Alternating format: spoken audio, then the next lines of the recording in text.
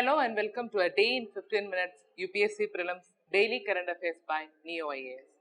So today on 31st January 2020, our topics for discussion are National Commission for Indian System of Medicine, then amendments to National Commission for Homeopathy Bill 2019, then Nagoba Jatra Festival, Public Health Emergency of International Concern, then neglected tropical diseases, and then Sampriti 11 and World Sustainable Summit.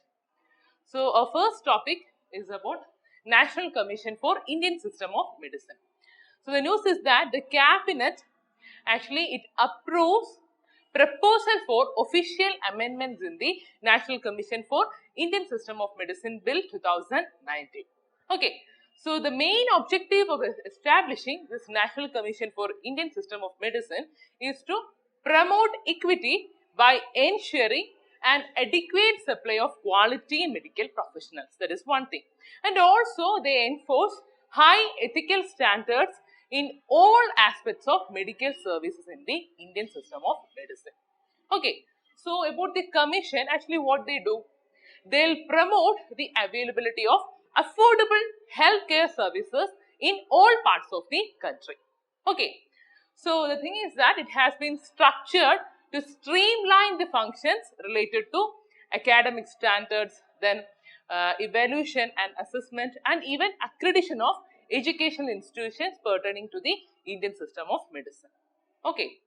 Then, so about its composition, the National Commission for Indian System of Medicine, it consists of 29 members, okay, and it is appointed by the central government. And these posts, they will have a maximum term of 4 years, okay. Then the search committee, it will consist of 5 members including the cabinet secretary and 3 experts nominated by the central government, okay. Then about the functions of National Commission of Indian Medicine, basically we know they frame policies for regulating the medical institutions and also medical professionals for Indian system of medicine. And also, they assess the requirements of healthcare related human resources and infrastructure. And they also ensure compliance by the State Medical Council of Indian System of Medicine of the regulations made under the bill. And they also ensure coordination among the autonomous boards set up under the bill. Okay, so these are its main functions. Clear? So our second topic is amendments to National Commission for Homeopathy Bill 2019.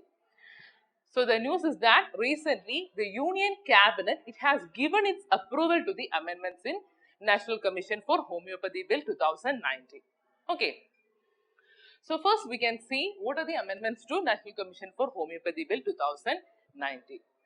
So the amendments are, they will ensure necessary regulatory reforms in the field of homeopathy education. That is one thing. And also they enable transparency and even accountability for protecting the interest of general public. And also they promote availability of affordable healthcare services in all parts of the country.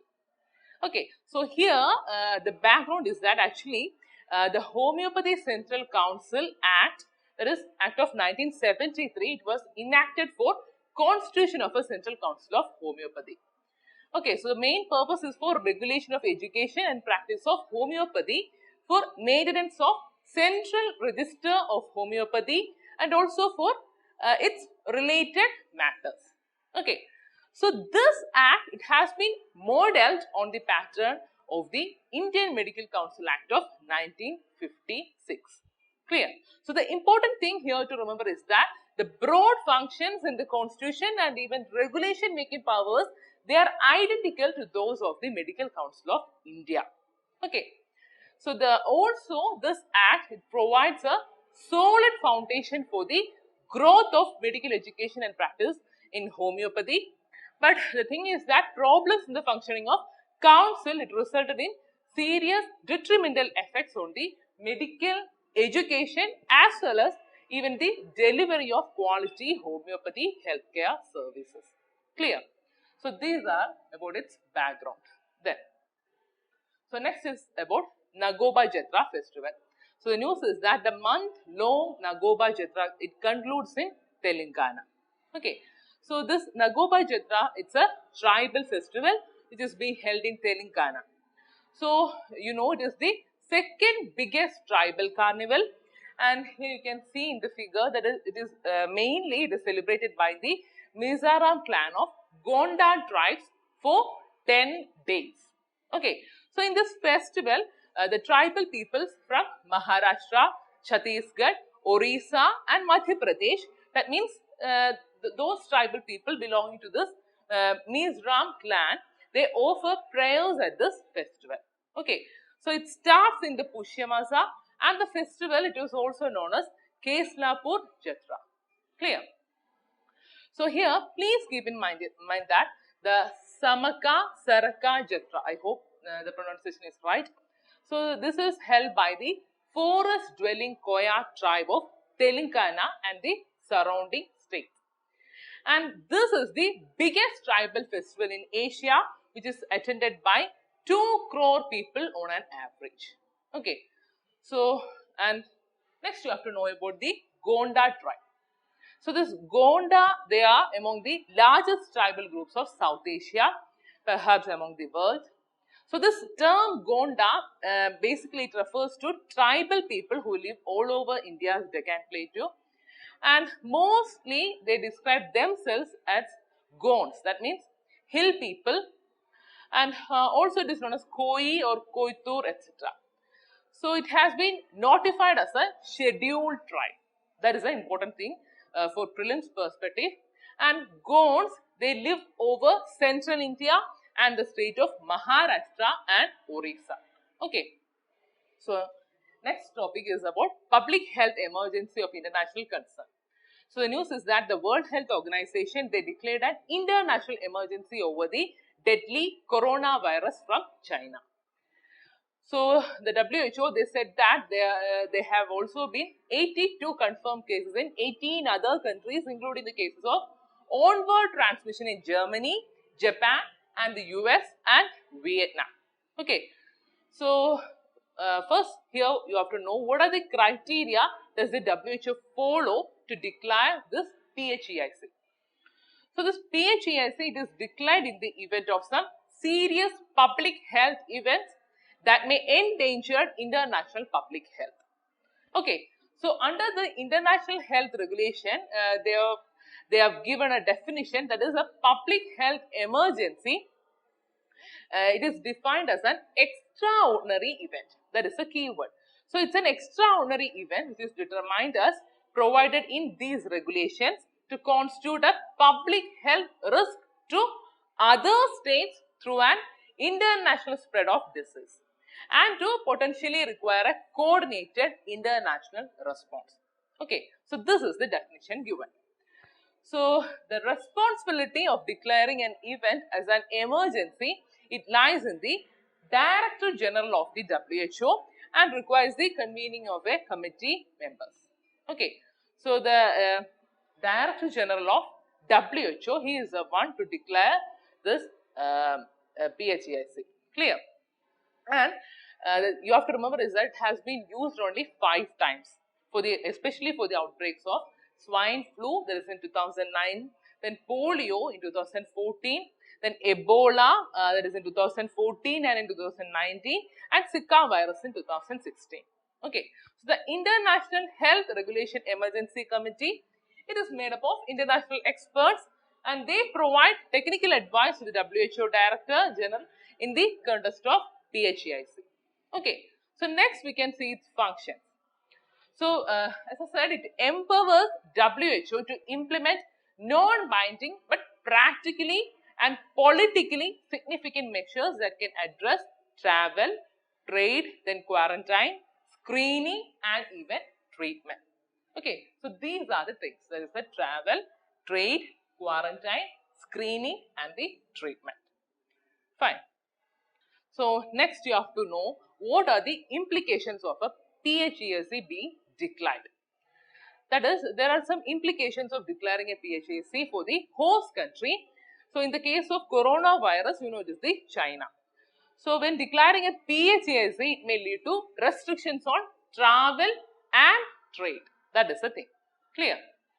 So next topic it is about neglected tropical disease. So the news is that January 30, 2020, it is declared as the first ever World Neglected Tropical Disease Day. That is the World NTD Day.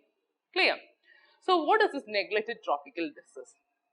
Actually, they are a diverse group of communicable diseases that prevail in tropical and subtropical conditions in 149 countries, and it affects more than 1 billion people, and also it costs developing economies billions of dollars every year. Okay, that is the definition given. So actually they are caused by a variety of pathogens, that means by viruses, bacteria, protozoa and even by helminths. Okay, so this NTDs, they are considered as disease of poverty, and as a result they are often left out of the global health conversation. Clear? So mainly the populations living in poverty without adequate sanitation and in close contact with infectious vectors and domestic animals and even livestock, they are those worst affected. Clear? So here you can see, according to the WHO, there are 20 health conditions are categorized as the neglected tropical disease. Okay, so these are the 20 diseases. Clear? Then, so next topic it is about Sampriti 11. So it's a joint military exercise between India and Bangladesh, and it is to be held at Meghalaya. So whenever you hear about Sampriti 11, please try to remember that it's a joint military exercise between India and Bangladesh. Clear?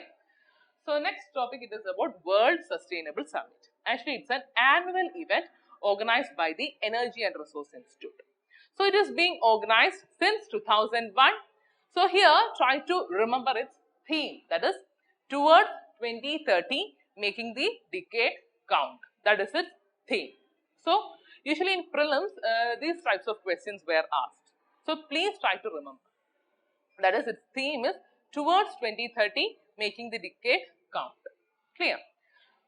So in the last class I have given you two questions. So the first question is Shiv Bhojan scheme was launched by which of the following state government? So you know it's launched by Maharashtra, and this scheme will offer meals at ₹10 to the poor people. And this scheme also aims at providing affordable quality food to old people. Clear? So here your answer is B, that is Maharashtra. Then your second question is choose correct statement. That is, first one is Global Potato Conclave, it is being organized by ICAR, and your second statement is Gujarat is the leading producer of potato in the country. So here you will be familiar with the second statement, that is you all know Gujarat it is the leading producer of potato in the country. So you may confuse with the first statement. So actually the conclave it is being organized by the Indian Potato Association, but it is organized in collaboration with Indian Council of Agriculture Research, that is in New Delhi, then ICAR Central Potato Research Institute, which is located in Shimla, and International Potato Center, that is in Peru. Okay, so here your answer is B. Okay, then, so today you have got two questions. So the first question is Caspian Sea, it is not bordered by, and your options Uzbekistan, Turkmenistan, Iran and Azerbaijan. And your second question is Kokborok community, it is associated with which of the following state? And your option A Arunachal Pradesh, B Assam, C Tripura and D Manipur. Okay, so please find the answer for these two questions and please comment in the comment section. So these are the main topics for today. I hope you enjoyed this session. So if you have any doubt, please comment in the comment section. Thank you so much. Like, share and subscribe to our channel for more videos. Follow our website neoiasgap.com for the detailed content and monthly prelims digest. Also join our current affairs exclusive test series through the website. And finally, participate in the daily current affairs prelims infotainment quiz at our Telegram channel, that is Neo IAS Prelims, at 9:30 p.m. every day. Thank you.